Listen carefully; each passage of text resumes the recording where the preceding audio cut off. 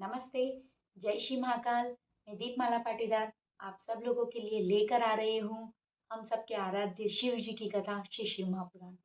मैं 1 साल से शिव महापुराण का पाठ कर रही हूँ, तो मेरे मन में विचार आया कि क्यों ना मैं इस अमृत तुल्य शिव शिव पुराण के एक एक अध्याय को विस्तार से वर्णन करके आप सबके सामने लेकर आऊँ।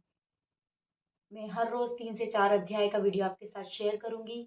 आशा है आप सबको ये पसंद आएगा और आप सबका आशीर्वाद मुझे मिले। तो आइए आज सोमवार के इस पावन दिन पर हम इस शिव शिव महापुराण को आरंभ करें और भगवान शिव जी की भक्ति में लीन हो जाएं। श्री शिव महापुराण भाषा श्री शिव पुराण भात्यम। प्रार्थना। प्रणम्य शंकर देवं सर्वसिद्धि प्रदायकं माया शिव पुराणस्य क्रियते लोकहित भवे। प्रथम अध्याय। शौनक जी के प्रश्न करने पर सूत जी का उन्हें शिव पुराण की महिमा सुनाना। श्री शौनक जी ने पूछा, हे सूत जी, ज्ञान और वैराग्य के सहित भक्ति से प्राप्त होने वाली विवेक बुद्धि कैसी होती है? साधु पुरुष किस काम, क्रोध आदि विकारों का निवारण करते हैं? कलयुग में जीव असुर स्वभाव के ये हो गए हैं, उन्हें शुद्ध बनाने का उपाय क्या है? आप मुझे कोई ऐसा साधन बताइए जो कल्याणकारी वस्तुओं में श्रेष्ठ हो, जिसके करने से शीघ्र ही अंतःकरण की शुद्धि हो जावे तथा निर्मल पुरुष को सदा के लिए शिव जी की प्राप्ति हो जावे। श्री सुत जी बोले, हे व्यास जी, आप ऋषि वर्धन धन्य हो। आप में कथा सुनने की उत्सुकता है, तो सुनिए। मैं एक अति उत्तम शास्त्र का वर्णन करता हूँ। यह शास्त्र भक्ति उत्पन्न करने वाला, शिव जी को प्रसन्न करने वाला, काल रूपी सर्प का नाश करने वाला रसायन स्वरूप है। सर्वप्रथम इस शास्त्र को शिव जी ने अपने श्री मुख से श्री सनत कुमार जी से कहा था, इसलिए इसका नाम शिव महापुराण है। श्री सनत कुमार जी ने महर्षि वेद व्यास जी से इस शास्त्र का वर्णन किया। व्यास जी ने लोक कल्याण लोक कल्याणार्थ इसे संक्षेप में कहा। इस शास्त्र के श्रवण पठन एवं मनन करने से कलयुगी जीवों का मन शुद्ध होता है और अंत में शिव पद प्राप्त करते हैं। इसके श्रवण मात्र से प्राणी को भुक्ति मुक्ति तथा राजसु यज्ञों का फल प्राप्त हो जाता है। इसके श्रोतागण शिव रूप होते हैं। इसके श्रोतागणों की चरण रज तीर्थ स्वरूप है। यदि श्रवण करने को समय नहीं मिलता तो 2 ही घड़ी बैठकर सुने। यदि प्रतिदिन न सुन सके तो पवित्र महीनों में श्रवण करें। चाहे एक मुहूर्त अथवा आधा क्षण ही सही, इस पुराण को अवश्य श्रवण करें। इसी से दुर्गति नाश होती है। श्रोता संसार के कर्म बंधन को पार कर जाता है। हे महर्षियों, सर्व प्रकार के दान एवं यज्ञों के करने से जिस फल की प्राप्ति होती है, वह फल इसके श्रोताओं को स्वयं ही प्राप्त हो जाता है। इसका श्रवण शिव नाम कीर्तन कल्प वृक्ष के समान फलदायक है। धर्माचरण त्यागने वाले दुर्बुद्धियों के लिए तो यह शिव पुराण अमृत रूप ही है, लेकिन अमृत से तो केवल पीने वाला ही अमर हो जाता है। शिव पुराण की 7 संहिता हैं, 24,000 श्लोक हैं। संहिताओं 7 संहिताएं ये हैं: विश्वेश्वर संहिता, रुद्र संहिता, शतरुद्री, कोकिरुद्री, उमा संहिता, कैलाश संहिता और वायु संहिता। यह 7 संहिता वाला शिव पुराण परम दिव्य है, सर्वोपरि ब्रह्म तुल्य है, शुभ गति देने वाला है। इन 7 संहिताओं वाले शिव पुराण को जो पढ़ लेता अथवा सुन लेता है, वह जीव मुक्त हो जाता है। हे ऋषियों, जब तक मनुष्य इस पुराण का पठन पाठन नहीं करता, तब तक वह इस संसार में अज्ञानवश घूमता रहता है। जिस घर में इस पुराण की कथा होती है, वह घर तीर्थ तुल्य है और उस घर के मनुष्यों के पाप नष्ट हो जाते हैं। सहस्त्रों अश्वमेघ एवं सैकड़ों वाजपेयी यज्ञ इस शिव पुराण की 16वीं कला के बराबर भी नहीं है। पाप करने वाले तभी तक पापी कहलाता है जब तक कि उसने भक्ति पूर्वक शिव पुराण नहीं पढ़ा सुना। गंगा आदि पवित्र नदियां, सातोपुरी तथा गयादिक सभी तीर्थ इस पुराण की समता नहीं कर सकते। यदि मनुष्य परम गति चाहे तो शिव पुराण का एक ही श्लोक प्रेम पूर्वक अपने मुख से नित्य प्रति पढ़कर जीवन मुक्त हो सकता है। शिव पुराण का अर्थ समझकर जो मनुष्य इसे पढ़ता सुनता है वह निश्चय ही पुण्यात्मा है। अंत समय में जो इसका श्रवण करता है उसे शिव जी अपना पद देते हैं। इस शिव पुराण का जो प्रतिदिन श्रद्धापूर्वक पूजन करता है वह इस लोक के उत्तम सुखों को भोग कर अंत में शिव पद प्राप्त करता है। इस शिव पुराण का रेशमी वस्त्र से सत्कार करें तो वह सदा सुखी रहता है। शिव पुराण शिव जी को सर्वप्रिय है। यह धर्म अर्थ काम मोक्ष को देने वाला है। आत्मेवता पुरुष को इस पुराण का सदा सेवन करना चाहिए। यह सर्वश्रेष्ठ तीनों पापों का को हरने वाला ब्रह्मा विष्णु आदि देवताओं को प्राण प्रिय संतों का पूज्य है। इसलिए मैं श्रद्धा भक्ति पूर्वक इस पुराण की वंदना करता हूँ, जिससे शिव जी प्रसन्न होकर मुझे अपने चरणों में स्थान दे। दूसरा अध्याय। शिव पुराण के श्रवण से विप्र देव राज को शिवलोक की प्राप्ति। शौनक जी बोले, हे सूत जी, आप धन्य हैं। आपने हमें यह अद्भुत कथा सुनाई है, जो पापों का नाश करने वाली, मन को पवित्र करने वाली तथा भगवान शिव को प्रसन्न करने वाली है। अब आप कृपा करके यह बतलाइए कि इस कथा के सुनने से कलयुग में कौन कौन से पापी पवित्र हो जाते हैं। सूत जी बोले, हे मुनि सुनिए। जो दुराचारी पापी कामी एवं दुष्ट जन भी इस कथा द्वारा शुद्ध हो जाते हैं। जो लालची मिथ्याभाषी पिता माता को दुख देने वाले दंभी पाखंडी और हिंसक भी शुद्ध हो जाते हैं। इसी के श्रवण करने से अपने वर्ण एवं आश्रम से पतित द्वेषी जन भी कलयुग में तर जाते हैं। छल कपट करने वाले पुरात्मा निर्दयी पुरुष भी कलयुग में इसके द्वारा पवित्र हो जाते हैं। जो ब्राह्मणों के धन से पलते हैं, महावे भी विचारी भी हैं, वे भी इसके द्वारा तर जाते हैं। जो पाप परायण शठ अपवित्र दुर्बुद्धि देव द्रव्य एवं साधुओं का द्रव्य खाने वाले पुरुष भी इसके द्वारा पवित्र हो जाते हैं। अब इस प्राचीन इतिहास सुनिए, जिसके सुनने से बड़े पापों का नाश हो जाता है। किरात नगर में एक दुर्बल और दुराचारी महादरिद्र ब्राह्मण रहता था। वह देव आराधना एवं धर्म से विमुख था। वह संध्या तो क्या स्नान भी नहीं करता था। उसका नाम देवराज था। उसके अधर्म द्वारा बहुत सा धन एकत्रित किया और धर्म में एक कौड़ी भी न लगाई। वह एक समय स्नान करने तालाब पर गया। वहां पर शोभावती नाम की वेश्या को देखकर व्याकुल हो गया। वह सुंदरी भी एक घनी धनी ब्राह्मण को अपने ऊपर आसक्त देखकर प्रसन्न हो गई और बातचीत होने पर उन दोनों में प्रेम हो गया। वे दोनों अपने आप को आपस में स्त्री पुरुष मानकर कामासक्त हो बहुत काल तक विहार करने लगे। ब्राह्मण उस वेश्या के साथ ही बैठना खाना पीना एवं शयन क्रीड़ा आदि करने लगा। उस ब्राह्मण को माता पिता एवं पत्नी के बार बार रोका, परंतु उसने उनकी एक भी न मानी। उस नीच ने ईर्ष्यावश एक रात्रि को सोए हुए माता पिता एवं पत्नी को मार डाला और उनका धन हर लिया और उस कामासक्त वेश्या को दे दिया। वह पापी देव योग बल से रहस्तिनापुर में आया। वहां उसे शिवालय देखा, जिसमें बहुत से साधुजन एकत्रित थे। वहां वह बीमार पड़ गया। इस अवस्था में उसने ब्राह्मण के मुख द्वारा शिव संबंधिनी कथा श्रवण की। एक मास के अंतर देवराज मर गया। तब यमदूत उसे पकड़कर यमपुर ले गए। उसी समय शरीर पर भस्म लगाए रुद्राक्ष धारण किए त्रिशूल उठाए रुद्रगण क्रोध में भरकर शिवलोक से चलकर यमपुरी पहुंचे और यमदूतों को भगाकर देवराज को छुड़ा लिया। फिर उसे परम अद्भुत विमान पर चढ़ाकर वे गण जबकि कैलाश को जा ही रहे थे कि यमपुरी में महाकोलाहल हुआ, जिसे सुनकर धर्मराज भी अपने महल से बाहर आ गए। वहां साक्षात शिव जी के समान चार दूतों को देखा। तब धर्मराज ने उनकी विधि पूर्वक पूजा की।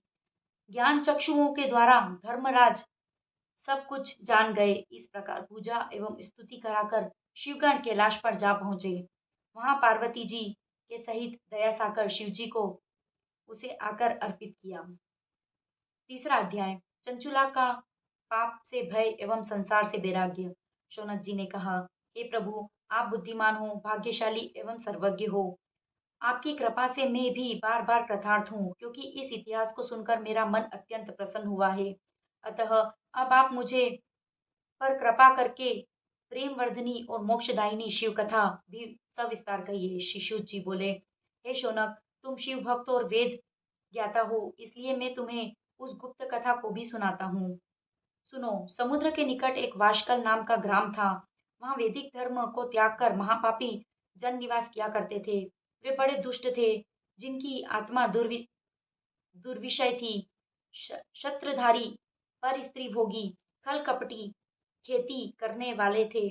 ज्ञान, वैराग्य एवं सद्धर्म तो जानते ही न थे। उन सबकी स्त्रियां भी स्वेच्छाचारिणी, कुटिला, पाप परायण, दुर्बुद्धि, व्यभिचारिणी थी। इस प्रकार दुर्जनों से पूर्ण उस वाशकल ग्राम में एक विदुक नामक अधम ब्राह्मण भी रहता था। वह दुरात्मा और महापापी था। वह सुधर्मिणी चंचुला नाम की अपनी पत्नी को त्याग कर वेश्यागामी हो गया। इस प्रकार उसे कुकर्म करते करते बहुत समय व्यतीत हो गया। उसकी पत्नी चंचुला नाम पीड़ित होकर पहले तो अपने धर्म के भय से क्लेश रहती सहती रही, परंतु जब वह युवती हुई तो काम पीड़ा न सह सकने के कारण उसने भी अपना धर्म त्याग दिया और व्यभिचारिणी हो गई। एक बार विदुप ने काम पीड़ित अपनी पत्नी को किसी अन्य पुरुष के साथ देख लिया।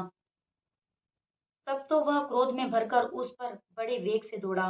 उसे आता देख वह पुरुष तो कपट करके वहां से भाग गया, लेकिन उसने अपनी स्त्री को पकड़ लिया और उस दुष्चरित्र में खूब घुसे जमाए।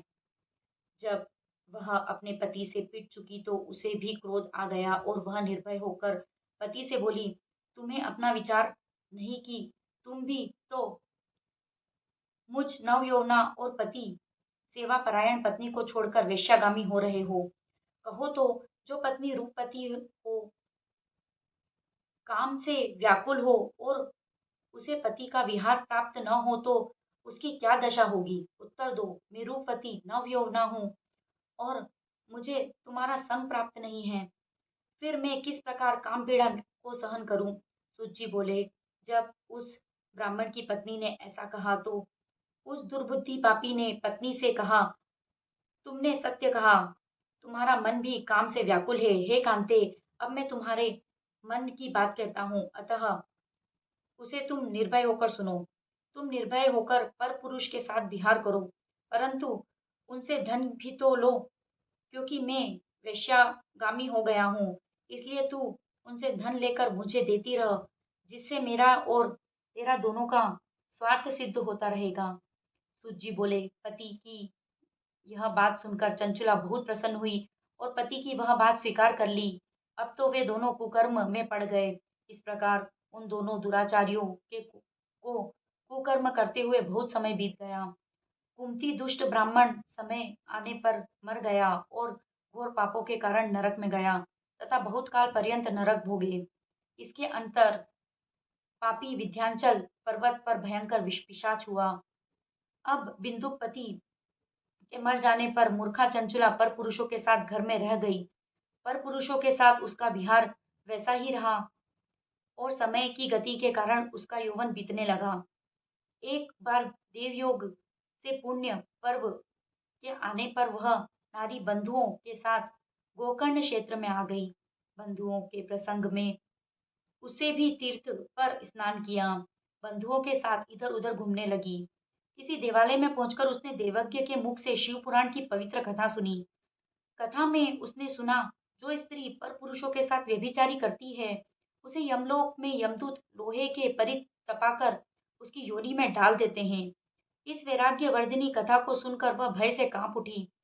जब कथा समाप्त हो गई और श्रोतागण भी चले गए, तब वह डरती हुई शिव भक्त कथावाचक के पास जाकर बोली, हे महाराज, मैं दुराचारिणी हूँ और मेरा चरित्र पापमय है। मुझ मूर्खा ने अपना यौवन व्यभिचारी में कामासक्त होकर व्यतीत कर दिया। आज आपकी वैराग्यदायक कथा सुनकर मुझे कुछ ज्ञान हुआ। दुराचार में पड़ी हुई सधर्म से पतित महानिंदनीय मेरी क्या गति होगी? हे महाराज, मैं क्या करूं? किसकी शरण लूं? नरक समुद्र में गिरती हुई मुझे कौन आकर बचाएगा? हे विप्रवर, आप ही मेरे पिता हो, आप में आपके ही चरणों की शरण शरण हूँ, अतः कृपा करके मुझ अबला का उद्धार कीजिए। सूत जी बोले।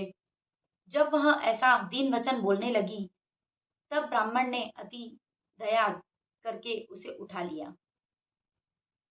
आज की इस कथा को हम यहीं विश्राम देंगे और अब शिव जी की आरती करेंगे। जय श्री महाकाल। ओम जय शिव ओंकारा, प्रभु हर्षि ओंकारा, ब्रह्मा विष्णु सदा शिव, ब्रह्मा विष्णु सदा शिव, अर्धांगी धारा। ओम जय शिव ओंकारा, एकानन चतुरानन पंचानन राजे, शिव पंचानन राजे, हंसानन गरुडासन, हंसानन गरुडासन, विश्वाहन साजे।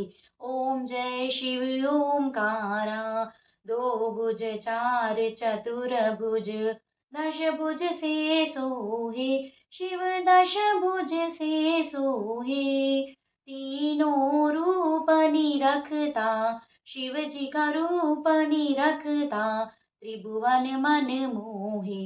ओम जय शिव ओंकारा, अक्षमाला वनमाला, मुंडमाला धारी, शिव मुंडमाला धारी, चंदन मृग मृग चंदा, चंदन मृग मृग चंदा, बोले शुभकारी। ओम जय शिव ओंकारा, श्वेतांबर पीतांबर, बाघंबरी अंगे, शिव बाघंबरी अंगे, ब्रह्मादिक सनकादिक, सनकादिक ब्रह्मादिक, प्रेतादिक संगे।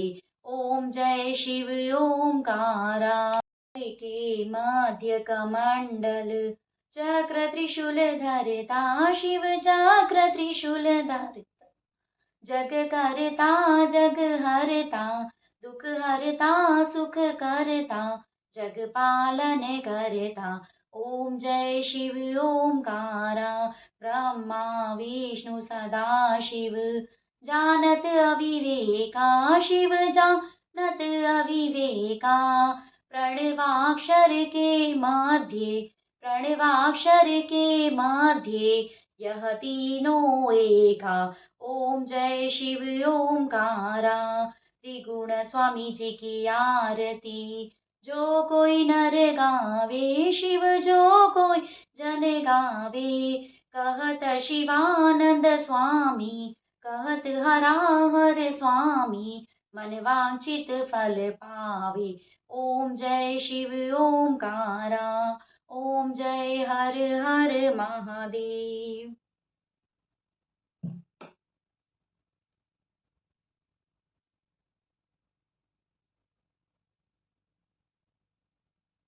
अगर आपको मेरा वीडियो पसंद आया हो तो इसे लाइक, सब्सक्राइब और शेयर ज़रूर करें। Thank you.